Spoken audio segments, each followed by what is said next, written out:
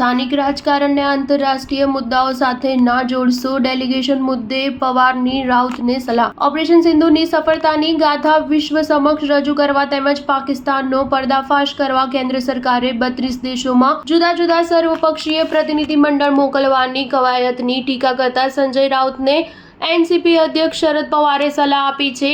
પવારે સંજય રાઉતને સ્થાનિક રાજકારણને આંતરરાષ્ટ્રીય મુદ્દાઓ સાથે ન જોડવા અપીલ કરી છે. આ પ્રતિનિધિમંડળમાં વિવિધ રાજકીય પક્ષોના સાંસદો, પૂર્વ મંત્રી અને રાજદૂત સામેલ છે. એનસીપી અધ્યક્ષ શરદ પવારે સરકારના નિર્ણયને આવકાર્યો છે, જ્યારે સંજય રાઉતે સરકારના આ નિર્ણયની ટીકા કરતા પ્રતિનિધિમંડળની તુલના વરઘોડાના જનૈયાઓ સાથે કરી હતી, જેનો જવાબ આપતા પવારે સંજય રાઉતને સલાહ આપી હતી.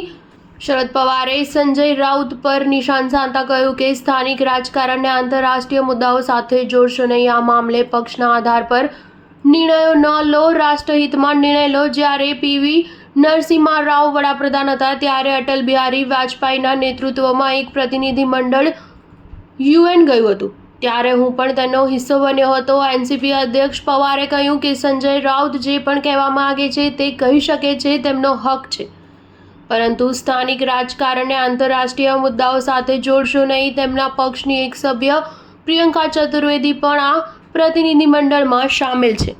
સ્ટાર ન્યૂઝ 7 હંમેશા સચ્ચાઈની સાથે.